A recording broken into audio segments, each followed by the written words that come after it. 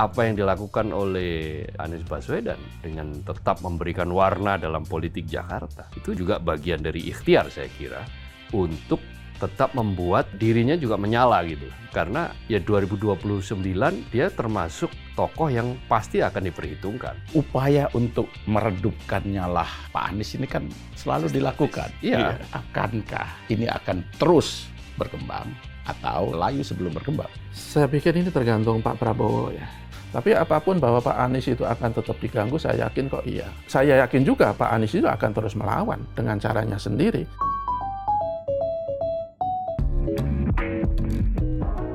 Halo Sobat Media Indonesia, salam sehat dan selalu semangat. Jumpa lagi bersama kami dalam program Ordal. Obrolan mendalam bersama orang-orang dalam. Ada Mas Jaka Budi Santoso. Ya, Siap kita bicara hasil pilkada? siap. Siap. Mas Abdul Qahar. Alhamdulillah. Agak coklat. Iya, Ya, enak badan. agak flu, Kayaknya nggak enak sedang badan. Ya karena kemarin sempat pusing. Satu putaran apa dua putaran? Oh, dua putaran pusing. Iya. Ya sepertinya satu putaran. Ya karena kalau dari hasil Yang mana baik nih? dari sebagian besar quick count maupun real count tampaknya satu putaran ini. Jakarta maksudnya. Ya kalau, Iya. kalau bicara pilkada, yang bisa dua putaran kan cuma Jakarta. Jakarta betul. Yang bisa lebih dari satu putaran. Yang lain kan cuma menang, ya sudah. Jadilah. Suara terbanyak kalau daerah lain. Iya. Tapi memang menarik ya kalau pilkada Jakarta ini dari 545 pilkada ya Ya. di seluruh Indonesia. Ya kita sama-sama tahu lah hasilnya sebagian besar sudah kita ketahui ya. Ada yang menang tipis, ada yang perbedaannya terlalu jauh. Sebagian besar partai-partai yang tergabung dalam KIM kan ya berpesta lah memenangi daerah Jawa. pilkada di daerah Jawa, terutama di daerah Jawa kecuali satu pilkada Jakarta. Jakarta. Dan yang menjadi epicentrum perbincangan publik Anies Baswedan. Iya, karena yang episode kita sebelumnya kan bicara soal adu kuat. Iya. Siapa yang akan paling berpengaruh di Jakarta Antara Anies dengan antara Pak Jokowi. Anies dan Jokowi, dan di situ kita sebut bahwa siapa membangunkan siapa. Nah, siapa yang macan Membangunkan tidur. macan tidur. Malah ada yang menyebut kucing membangunkan macan. Atau macan dikalahkan oleh kucing Dikalahkan lebak oleh bulus. Kucing gitu kan, jadi kalahkan oleh kucing lebak bulus. Dan faktanya berdasarkan real count yang dirilis oleh KPU yang sudah diupload itu form C1 KWK itu, meskipun ini belum resmi pengumuman ya, karena kan pengumuman itu bukan real count kan, jadi yang dipakai kan nanti berjenjang itu manual. Tetapi Hitung manual. itu kalau tidak apa-apa, tidak ada apa-apa, ya tidak akan berbeda karena yang diupload ke website KPU form C1 KWK itu adalah form asli yang berasal dari TPS-TPS. Jadi kalau kita akses KPU, kalau kita punya waktu untuk mentabulasi sendiri, nah di situ akan bisa kita jumlah. Nah sementara banyak sekali sekarang relawan-relawan pengawal pemilu itu yang punya web sendiri dan bisa menghitung. Setidaknya ada dua lah yang saya temukan di situ, yaitu Jaga Suara 2024 dan data apa gitu, data dua-duanya sama. Angkanya persis. Yang sudah dikompil adalah 100% dari 14.835 TPS. Hasilnya adalah Pram Rano itu menang dengan 50% plus 2.943. Ya. Artinya tidak perlu dua putaran, Ya. cukup satu putaran. Kalau persentasenya itu 07 ya. 50, sebetulnya 50,068 gitu. 68 sekian. Nah, itu kalau dibulatkan kan 77, 0,7 jadi 50,07. Jadi apa yang kemudian dideklarasikan oleh Pram Rano kan tidak ngasal gitu ya. Istilahnya dia berdasarkan jejak yang sudah jelas, jejak yang terlihat baik dari internal yang mereka punya dari saksi-saksi di semua TPS maupun yang diupload oleh KPU, nggak ada perbedaan. sama 50,07. Itu artinya memang hampir bisa dipastikan ya satu putaran. Kalau Ya, quick count itu kan margin errornya satu. Ada 1,2, ya. ada. Tetapi kalau real count kan tipis sekali kan Ya. sebenarnya. Artinya memang betul apa yang disampaikan Mas Koar tadi, bahwa kemungkinan besar Pramono Rano ini akan memenangi Pilkada Jakarta. Ya. Nah, yang menjadi pertanyaan utama, seberapa besar pengaruh Anies dalam mendukung kemenangan Pramono Rano? Ya kalau saya lihat hasil ini selaras dengan survei-survei sebelumnya kan. Kan kalau tidak salah LSI itu pernah melakukan survei sebelum pilkada itu. Jika Anies nanti resmi memberikan dukungan kepada Pramono Rano, itu akan menggerus suara dari RK dari 51% menjadi sekitar 40%. Ini kan Ya. hampir sama lah dengan hasilnya sekarang kan. Ya sekitar 40-an% RK dapat sekitar 50% kurang, ya sekitar segitu. Si Pramono Rano sekitar dapat 50 sampai 51%. Jadi ini menunjukkan bahwa efek Anies itu ya faktanya emang ada. Bahkan kalau di XI itu kan setelah itu kan trending kan, efek Anies itu nyata. Jadi memang pengaruh Anies harus kita katakan ya punya peran yang cukup signifikan dalam memenangkan Pramono Bangdo sampai saat ini ya. Nah, tapi kalau hasil resminya kan nanti kita masih nunggu putusan KPU tanggal 16 kalau tidak salah. 15. 15 tuh Paling lambat 15. ya itu kan diumumkan di situ. Jadi kita patokan. Tapi kalau kita lihat fakta yang sekarang tadi Realcon juga sudah sebut bahwa ya sangat mungkin, hampir pasti ya Pramono Rano akan memenangkan pertandingan. Jadi kalau kemudian ada yang menganggap bahwa pengaruh Pak Jokowi itu di Jakarta kalah dengan pengaruhnya Anies, ya memang faktanya kan sudah seperti itu. Malah sebelumnya kan kita bilang bahwa ya mungkin Anies tidak di luar Jakarta mungkin tidak terlalu besar pengaruhnya, tetapi kalau di Jakarta ya dia masih punya pengaruh yang sangat signifikan. Dan itu kalau kita lihat fakta sebelumnya kan ya tidak mengada-ada kan. Anies ketika jadi gubernur waktu lengser tingkat kepuasan 80%. Ya. Dia juga punya basis massa yang sangat loyal di Jakarta. Kemudian kalau kita lebih luas lagi, sekali lagi pemilih Jakarta itu kan tingkat rasionalitasnya lebih tinggi dibandingkan daerah-daerah lain. Jadi ketika mereka merasa ada kekuasaan yang bermain, tingkat rasionalitas untuk menjaga demokrasi itu kan muncul. Dan ketika Anies memberikan endorse-nya kepada Pramono Rano, ya rasionalitas pemilih Jakarta itu diberikan ke mereka. Jadi menurut saya ini sebuah bentuk kita berandai-andai kemenangan sekarang di Pramono Rano. Ini sebuah bentuk kemenangan dari pihak-pihak yang merasa tidak ingin pilkada itu selalu ditunggangi oleh kekuasaan. Ya. Ini kemenangan dari pihak-pihak yang merasa bahwa demokrasi itu harus betul-betul dirawat dan tidak boleh dikooptasi oleh kekuasaan. Jadi menurut saya ini kemenangan demokrasi lah kalau kita simpulkan lebih jauh.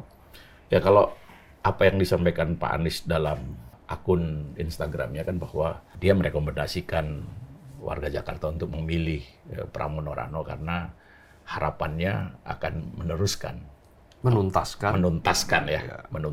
apa-apa yang sudah pernah dilakukan oleh Pak Anies di Jakarta. Ya. Apakah hanya itu satu-satunya faktor? Atau ada faktor lain? Ya, misalnya gini, Pak. Misalnya ada upaya untuk tetap berada di dalam orbit politik di Indonesia, termasuk juga membuka jalan menuju 2029. Faktor yang pertama itu adalah ada yang membangunkan.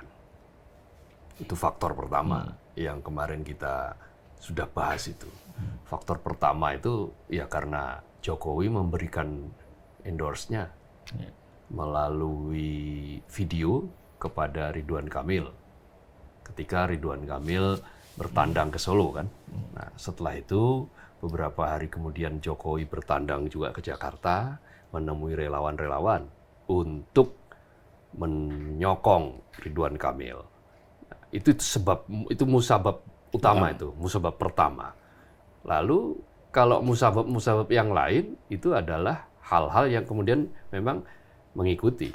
Ya wajar kalau orang sudah terjun ke politik, maka dia akan tetap ingin menjadi bagian yang tidak begitu saja dilupakan di dalam atmosfer politik. Karena di Indonesia ini kan kalau orang kemudian menghilang setelah dia sempat muncul, maka ya dia akan dengan mudah untuk dilupakan. Apa yang dilakukan oleh Anies Baswedan dengan tetap memberikan warna dalam politik Jakarta, itu juga bagian dari ikhtiar saya kira untuk tetap membuat dirinya juga menyala gitu. Bukan hanya Jakarta yang menyala, tapi dirinya juga menyala. Kenapa? Karena ya 2029 dia termasuk tokoh yang pasti akan diperhitungkan. Selain tentu saja Gibran Rakabuming Raka. Itulah kenapa Wapres Gibran Rakabuming Raka dalam rangka 2029 itu ketika membagi-bagi bantuan Wapres, sekarang itu bantuan Wapres itu lebih spesifik lagi judulnya. Bantuan Wapres Gibran Rakabuming Raka. Dulu nggak ada. Dulu itu sampai Wapresnya Kiai Ma'ruf ya bantuan wakil presiden, bantuan negara, bansos itu ya bantuan dari wakil presiden boleh kalau pakai itu. Tapi kalau disebut itu namanya bantuan wakil presiden Gibran Rakabuming Raka, itu ada sesuatu yang nuansa-nuansa yang memang supaya itu bisa diingat oleh publik. Nah, jadi termasuk endorse sokongan terhadap calon tertentu di Jakarta itu juga dalam rangka untuk supaya mudah diingat dan tetap menjadi bagian dari pembicaraan orbit pembicaraan maksud saya. Nah, itulah mengapa misalnya begini, ada pihak-pihak yang misalnya kenapa Jokowi kok mau tetap mengendorse Ridwan Kamil. Mengapa kemudian di the last minute itu suratnya Prabowo juga disampaikan ke publik kan tentang dukungan kepada Ridwan Kamil. Apa yang melatari itu? Itu juga bisa jadi kita pertanyakan.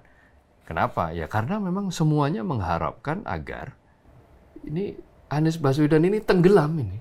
Segera tenggelam dan segera redup itu.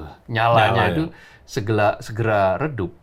Tetapi faktanya tidak bisa ternyata. Faktanya adalah bahwa pengaruh dia di dalam memberikan warna kemenangan pada Pramono Anung dan Rano Karno ini masih sangat besar. Kalau tadi dihitung oleh Mas Jaka sekitar 10-an persen. Kemarin itu ada yang menghitung bahkan 16% potensi dia untuk bisa mendongkrak suara. Ya katakanlah misalnya 10%, karena yang 6% itu masih tetap ragu-ragu. Karena di mana-mana masih sangat ditemukan orang masih males untuk datang ke TPS. Di Jakarta itu tingkat partisipasinya itu kali ini itu paling rendah. 50 nggak sampai 57. Ada yang bilang cuma 53. Ada yang bilang karena DPT Jakarta itu kan 8,2 juta.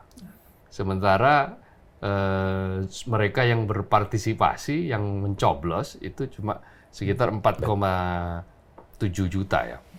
Sementara dari 4,7 juta itu kira-kira ya cuma 4,3 juta yang suara sah gitu. Jadi suara sahnya itu cuma 52%.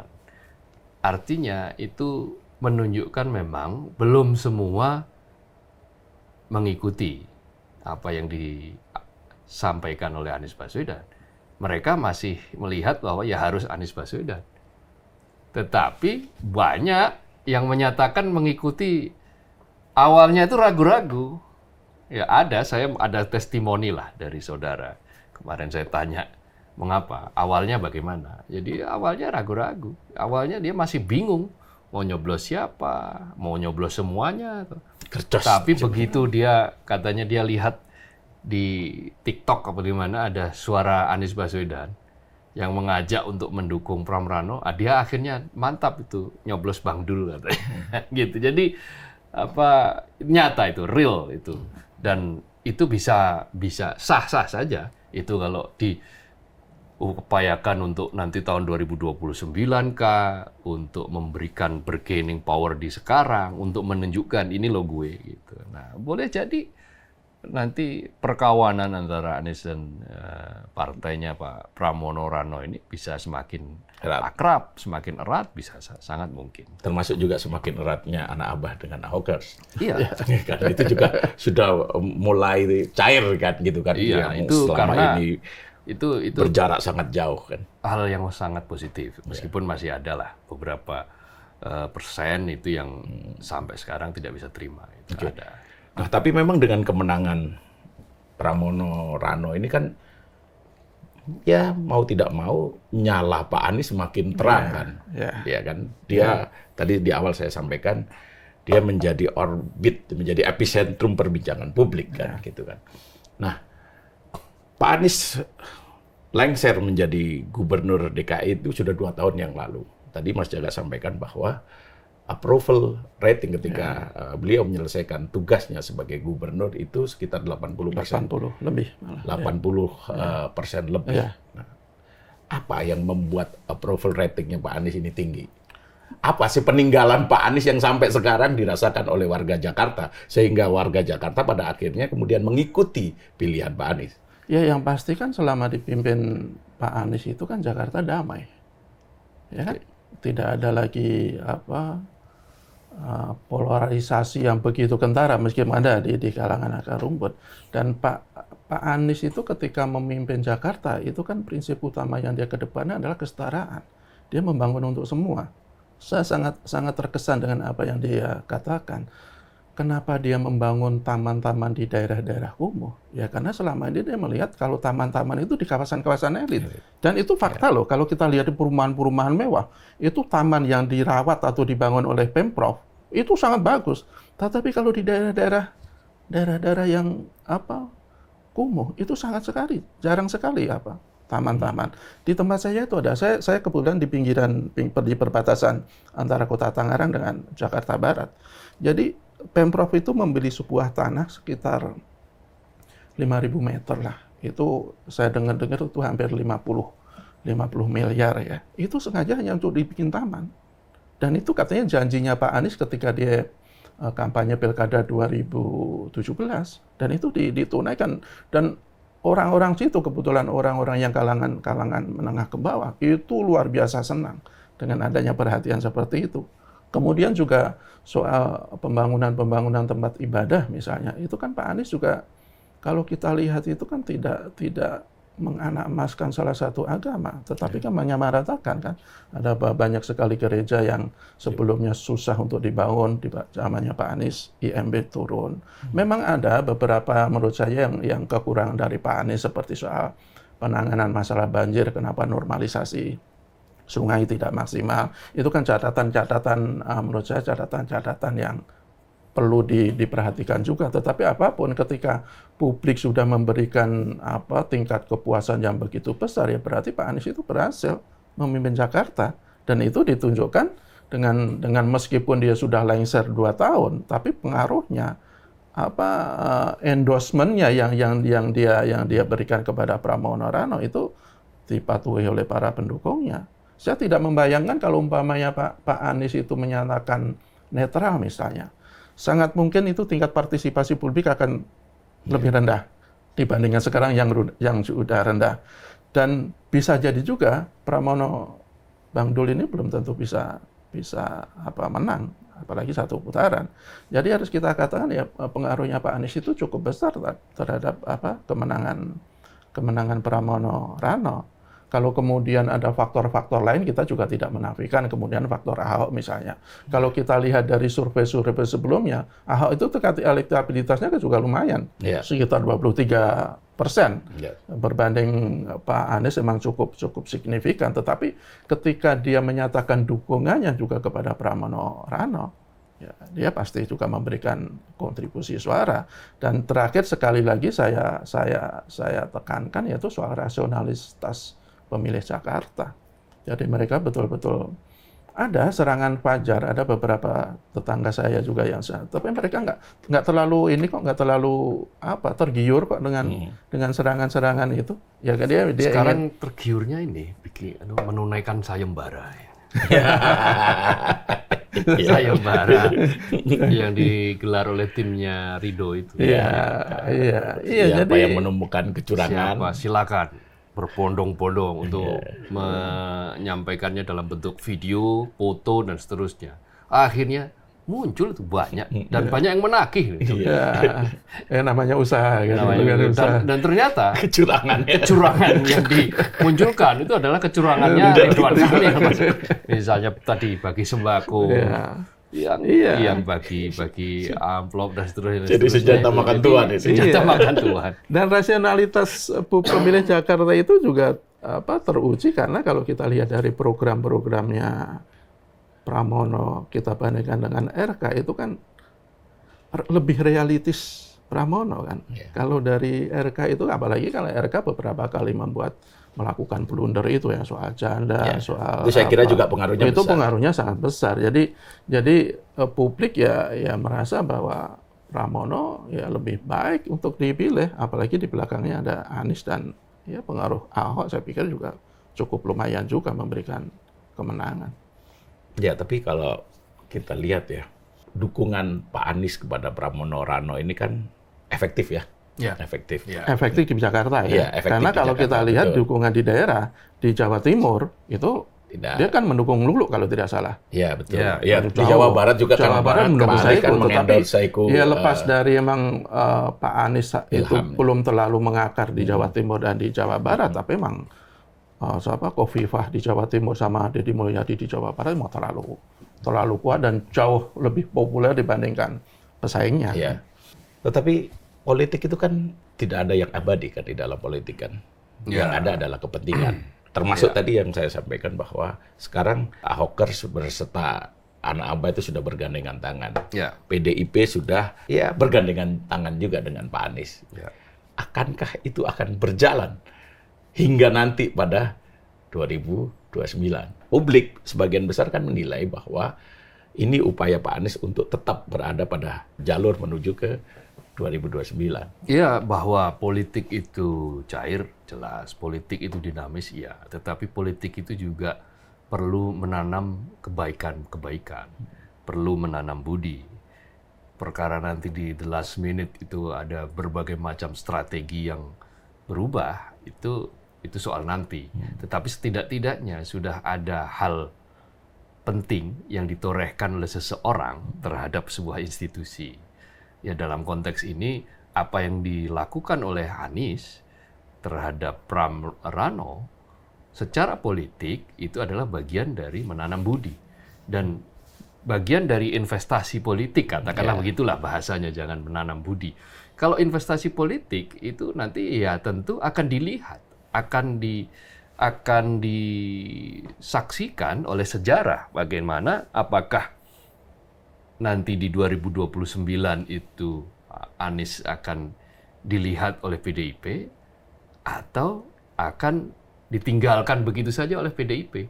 Kalau sampai ternyata nanti akhirnya ditinggalkan oleh PDIP begitu saja, maka jangan-jangan nanti PDIP-nya yang akan kena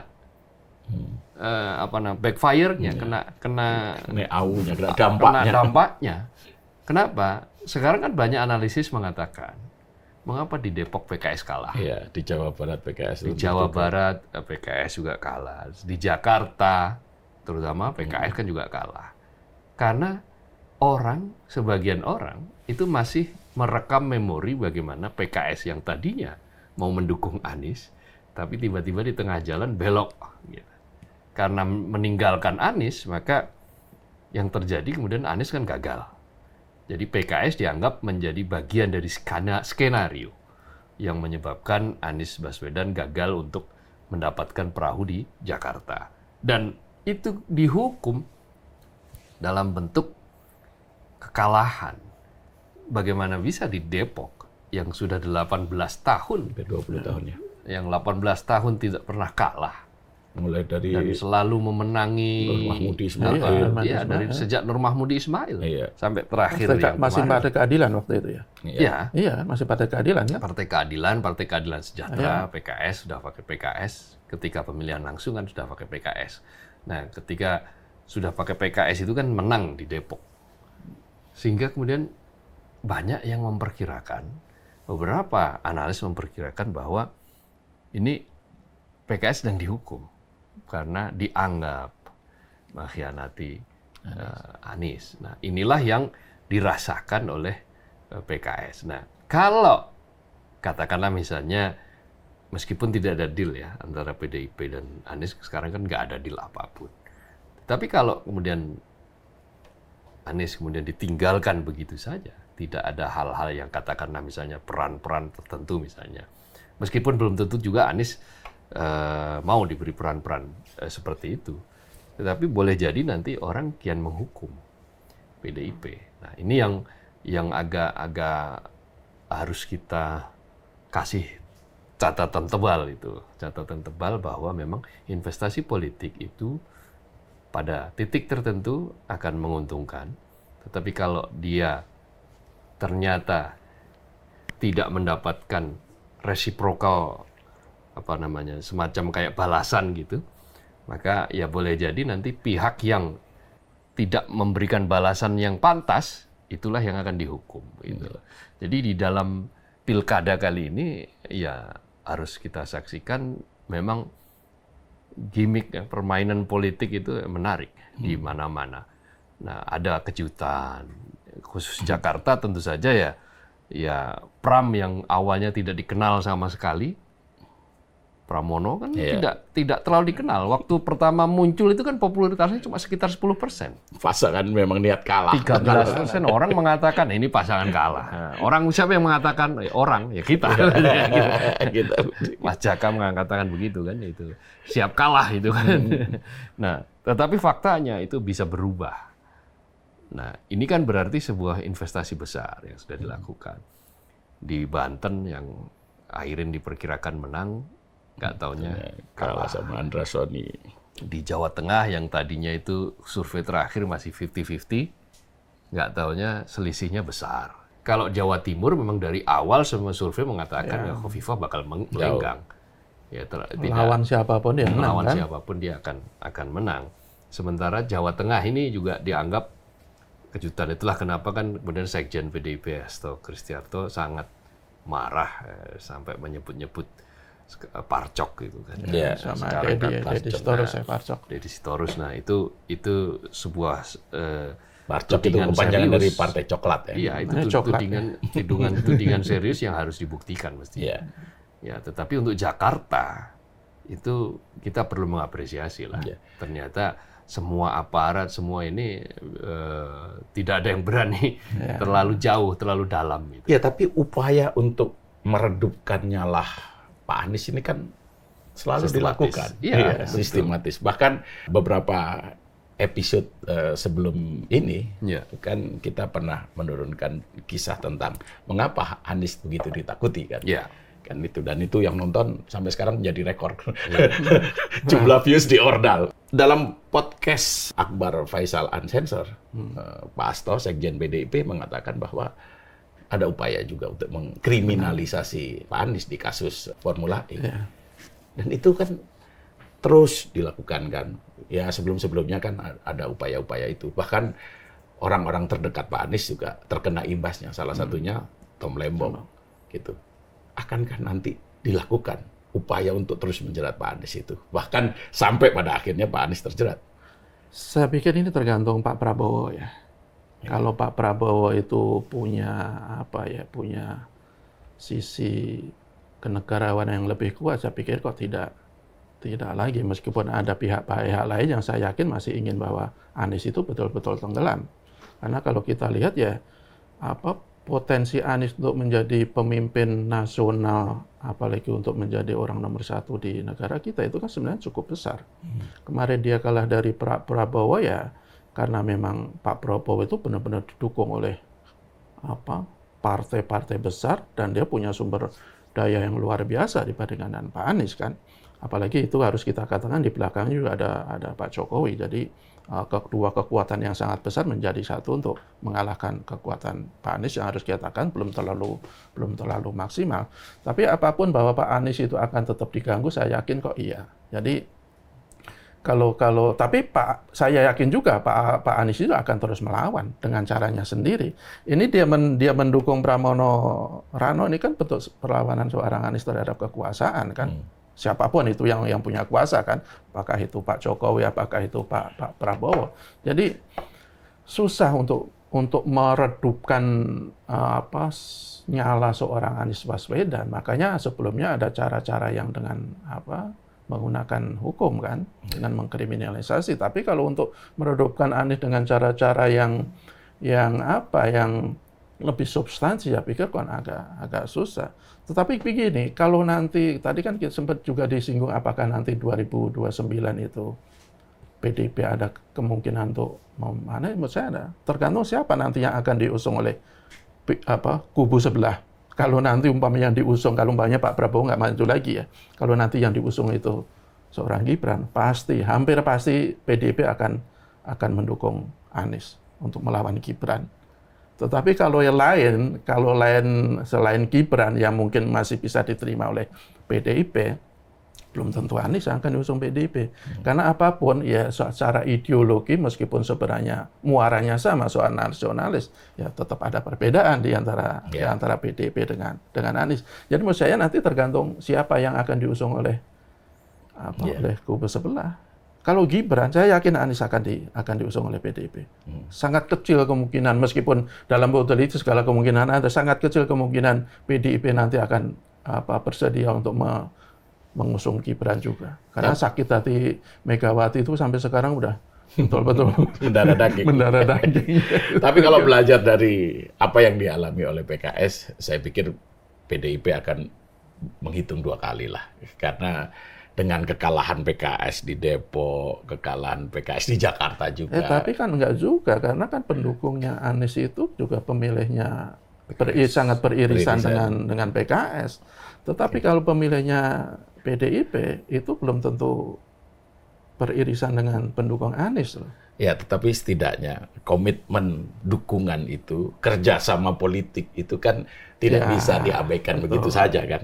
Ya mudah-mudahan PDIP menjadi pionir, salah satu partai politik pionir yang tahu balas budi lah dalam tanda kutip kan, ketika dia sudah ada figur tertentu yang ikut menanam budi baik ke dia, ya semestinya dibalas dengan budi baik juga. Ya dengan demikian kan nyala Anies akan terus bahkan semakin terang kan. Iya, lepas dari apapun Anies meskipun banyak yang nggak menyukai, dia ada punya posisi tersendiri dalam politik kita kan. Dengan adanya dia, politik kita lebih dinamis, lebih menarik gitu. Lepas kita dukung atau tidak mendukung. Kalau kita lihat, kalau kita cermati media sosialnya Pak Anies, itu saya melihat strategi itu sudah dibangun mulai dari kemarin-kemarin ya. Karena di platform Instagramnya Pak Anies, termasuk juga di YouTube dan akun media sosialnya yang lain, itu didesain dengan sangat atraktif. Ya. Dengan pendekatan gimmick visual yang menarik, konten juga yang menarik, tidak hanya bicara tentang kegiatan Pak Anies, tapi di sana juga bicara tentang sejarah, bicara tentang buku-buku yang berpengaruh dan yang lain-lain. Ini kan menunjukkan upaya dari Pak Anies untuk menggait pendukungnya, termasuk dari kalangan milenial. Karena sekarang didesain sangat ringan dan mudah untuk dinikmati oleh para generasi milenial maupun Gen Z kan. Ya. Nah, sementara 2029 kan mereka ini menjadi tumpuan utama pemilih pada saat pemilu 2029 yang akan datang. Sekarang sudah 2024 sudah. Itu milenial plus Gen Z itu kalau digabung itu pemilih terbanyak. 60% kalau tidak salah. Ya, 50% lebih. Ya, itu artinya berarti sudah terjadi di tahun ini. Apalagi nanti di 2029 ya mungkin dia porsinya akan jauh lebih banyak. Tapi yang pasti begini, timnya Anies ini kan solid. Mereka kan punya semacam platform gerakan nasional, kira-kira begitu ya, solidaritas nasional. Dan boleh jadi ini ada yang mau menginisiasi menjadikan sebagai semacam partai politik. Tapi ada juga yang wait and see, mengatakan bagaimana konfigurasi politik ke depan ini akan dibaca dulu. Yang pasti adalah apa yang dilakukan oleh Anies Baswedan di Jakarta, apa yang dilakukan di media sosial, apa yang dilakukan dengan dorongan-dorongan dia terhadap kelompok-kelompok tertentu, mereka-mereka yang tidak beruntung, memberikan penjelasan-penjelasan, itu mengena di sebagian orang gitu. Di Jakarta tadi kan sempat disebut, mengapa Anies itu punya jejak yang amat dalam di Jakarta? Karena dia membangun dari apa yang dikenal sebagai memanusiakan manusia. Itu yang dia lakukan. Mengapa trotoar dibuat lebar? Kenapa di situ dibuat bisa tempat duduk dan sebagainya? Karena itu dipandang sebagai manusia, itu menjadi bagian dari manusia. Mengapa di daerah kumuh juga perlu dibuat taman-taman? Karena di daerah kumuh itu, di situ orang-orang pada stres dan tidak punya ruang terbuka. Nah, begitu dibuat ruang terbuka, anak-anak itu kan saya pernah menyaksikan di sebuah daerah kumuh di Jakarta itu. Setelah ada taman, anak-anak di situ tuh main bola, banyak yang di situ. Sampai malam itu. Artinya kan memang mereka selama ini tidak punya ruang tempat bermain. Rumah mereka yang sudah sangat sempit, terbuat dari triplek, seng, ditutupi koran dan sebagainya. Itu amat mudah membuat orang itu kemudian mudah marah, mudah berantem dan seterusnya dan seterusnya. Nah, itu coba dibikinkan dengan dibikinnya ruang publik. Nah, dari ruang publik itulah kemudian orang merasa dimanusiakan dan itu kemudian approval rating cukup tinggi. Beberapa kasus diselesaikan, Kampung Bayam, meskipun kemudian diubah lagi setelah dia lengser oleh pejabat yang baru gitu. Nah, diharapkan ini ada komitmen baru lagi nih dari Pram Rano akan mengembalikan pada komitmen ketika Anies Baswedan di soal Kampung Bayam, lalu Kampung Akuarium juga. Jadi beberapa jejak-jejak itu yang memanusiakan manusia Jakarta itu kemudian menyebabkan dia selalu menyala, gitu. Dia selalu punya jejak yang bagus di event tadi media sosial. Ya juga kita saksikan di media sosial di Instagram terutama kan dia sering bicara tentang, kadang dia dulu bicara soal kucing juga ada, lalu dia bicara tentang kemarin terakhir dia upload foto ketika dia naik MRT. Dia yuk menyambut hari Senin dengan naik transportasi publik. Gitu. Yuk kita kurangi emisi, kira-kira begitulah pesannya.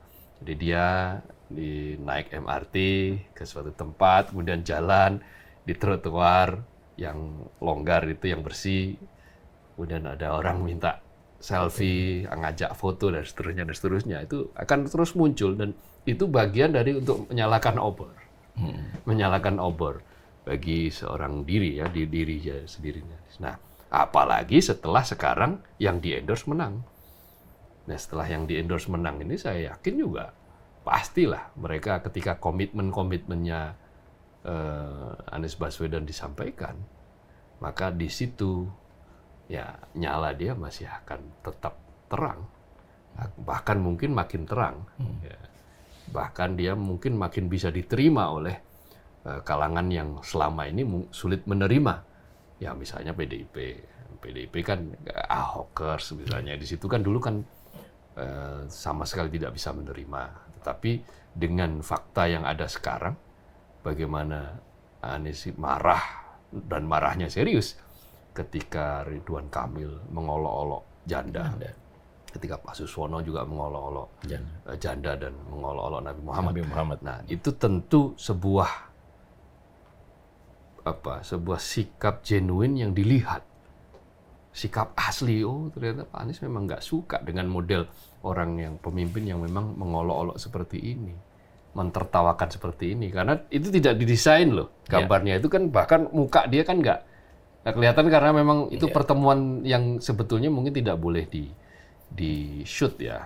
Makanya hanya suara saja, suara sama gambar kaki-kaki aja yang terlihat. Nah, dari situ semua wajar kalau akhirnya ya hasilnya sekarang kita saksikan Pram dan Rano 50,07%. Dan ini adalah Jakarta, sekali lagi Jakarta. Meskipun katakanlah dia bukan lagi ibu kota negara, tetap dia punya magnet. Jakarta itu tetap punya magnet, dan magnetnya luar biasa, baik magnet ekonomi maupun magnet politik. Nah, ketika magnet itu muncul terus, ya orang akan selalu mudah bersinar dari situ. Pertanyaannya masih sama dengan apa yang tadi saya sampaikan ke Mas Jaka. Akankah masih ada upaya untuk meredupkan nyala apinya Pak Anies? Ya, selama dia itu masih menjadi tokoh yang sangat penting, tokoh yang berpotensi untuk memimpin Republik ini, ya dia jangan berpikir untuk tenang, jangan berpikir bahwa dia tidak akan terus-menerus diganggu. Ya, mengapa dia begitu ditakuti itu kan karena dia bisa menjadi pemimpin yang potensial kan, pemimpin yang memberi warna baru nantinya. Dan sedangkan lawannya ini kan selama ini kan dianggap berkomplot. Nah, ketika berkomplot, ya ketika betul-betul head to head dan akhirnya kalah, ya di Indonesia kan biasanya setelah itu diikuti oleh bongkar-bongkaran dan seterusnya. Itu kan yang ditakutkan kan sebagian seperti itu. Jadi saya kira selama skenario-nya kan begini. Skenario ini dalam analisis saya ya. Mengapa Gibran dijadikan wakil presiden? Ya pasti karena suatu saat dia bermimpi untuk menjadi presiden. Ya, pasti. Itu suatu yang lumrah di dalam politik. Lalu kenapa kemarin sempat ada upaya untuk mengubah aturan pilkada? Karena memang ada Kaisang di situ yang tadinya disiapkan untuk menjadi calon gubernur Jawa Tengah. Sampai kemudian ada perlawanan dari publik yang merasa, oke, kemarin kami diam-diam, tapi sekarang tidak bisa lagi kan. Seperti itu. Maka muncullah itu putusan MK. Jadi cara yang dilakukan oleh penguasa yang lalu itu sudah bisa ditebak. Bahwa di 2029 mereka masih ingin melanjutkan kekuasaannya itu. Sayangnya dengan cara-cara yang dicatat oleh kelompok kritis, itu dengan cara-cara yang tidak benar, dianggap tidak benar. Makanya kan kemudian ada muncul perlawanan di Jakarta ini terutama. Di beberapa titik saya kira juga ada perlawanan, tetapi mungkin Jakarta dianggap sebagai magnet saja. Ya, barometernya saja. Dari titik awal dari Jakarta, kemudian ya mungkin menata di tempat-tempat yang lain. Sehingga ya ada potensi dia untuk diganggu-ganggu terus, potensi dia untuk kemudian nanti bahkan mungkin dijegal secara lebih dalam, diutak-atik dan seterusnya. Tetapi saya yakin kok ya publik tidak akan tinggal diam. Pendukung dia, mungkin anak abah juga akan selalu memunculkan kritik-kritik tandingan. Ya, karena memang kan faktanya kan agak sulit ditemukan soal itu. Ya kalau kata Machiavelli itu kan politik itu upaya untuk mencari dan mempertahankan kekuasaan kan, dan itu harus dilakukan. Tetapi persoalannya untuk mempertahankan dan mendapatkan kekuasaan itu kan ada aturan main kan, dan aturan main tidak boleh diabaikan, tidak boleh ditabrak begitu saja. Nah, yang terjadi saat ini adalah kita dapat simpulkan bahwa aturan main itu kan kalau kita berkaca pada pemilu Pilpres yang lalu dan upaya-upaya menjelang Pilpres itu kan sebagian besar publik menyimpulkan bahwa aturan main itu diabaikan. Nah, pertanyaannya sekarang ada satu orang yang namanya Anies Baswedan sebagai figur sentral yang nanti akan menjadi lokomotif perubahan lah gitu kan. Ini akan terus berkembang atau layu sebelum berkembang. Untuk Pak Aniesnya? Iya. Ya kan ada anggapan begini, Kim Plus ini kan dia memenangkan sangat banyak di pilkada, tapi kemenangan besar mereka kan dianggap hambar karena kalah di Jakarta. Ya. Jadi menunjukkan bahwa perhatian publik Indonesia, bahkan tidak hanya Jakarta, bahkan Indonesia, yaitu terfokus ke Jakarta. Dan kebetulan di Jakarta ini adu kuat antara Pak Jokowi dengan Anies. Ya sementara ini kan dimenangkan oleh Anies. Itu menunjukkan bahwa ya Pak Anies itu adalah figur yang tidak boleh dianggap remeh oleh para rival-rival politiknya. Kalau kemudian para rival-rival politiknya itu menggunakan cara-cara yang untuk meredupkan nyalanya Pak Anies, menurut saya itu sah-sah saja. Tapi yang paling penting adalah caranya jangan menabrak aturan. Caranya adalah jangan mengobrak-abrik atau menjungkir balikan etika. Itu sebenarnya yang kita harapkan. Kalau dalam politik itu wajar kok orang saling jegal-menjegal itu, ya sah-sah saja. Yang penting jangan menggunakan hukum untuk mengkriminalisasi, jangan menggunakan kekuasaan untuk menekan pihak-pihak lain, jangan menggunakan instrumen-instrumen negara untuk membantu salah satu calon. Itu kan sebenarnya kita harapkan dalam sebuah demokrasi. Jadi mudah-mudahan apa yang terjadi di Jakarta itu ya menunjukkan bahwa tidak semua masyarakat di Indonesia itu tunduk begitu saja terhadap kooptasi kekuasaan. Jakarta paling tidak memberikan contoh bagaimana dia untuk melawan penggunaan kekuasaan yang berlebihan, saya pikir sih. Dan itu berhasil. Dan itu sampai sekarang berhasil. Tapi nanti kita resminya kan lebih elok kalau kita lebih menunggu putusan resmi dari KPU kan ya. Tapi kalau sekarang ya sangat mungkin lah, hampir pastilah berhasil kan. Pokoknya Jakarta menyala lah. Jakarta menyala, Anies akan terus menyala. Cuma jadi pertanyaan tuh Anies kapan nggak jadi bikin partai politik ini? Itu nanti aja. Tapi kita bahas lagi. Dia menjawab dia tidak secara tegas menyatakan bahwa dia akan membuat partai politik. Atau jangan-jangan sudah ada partai politik yang akan menampung dia. Boleh jadi. Kan waktu akan membuktikan, menjawab semua itu gitu. Itu tadi makanya pertanyaan masih terjadi. Apakah bergandengan tangan itu akan terus sampai 2029 atau ya setelah beberapa bulan ini nanti, atau setelah Pramono Rano dilantik kemudian seiring berjalannya waktu memudar begitu saja kan. Tapi ya kita akan tunggu itu gitu loh. Saya pikir cukup ya, Mas Gad ya. Siap. Baik, Sobat Media Indonesia, demikian perbincangan kami. Nanti kita akan tunggu apakah Anies Baswedan akan terus menyala atau justru sebaliknya. Semoga bermanfaat.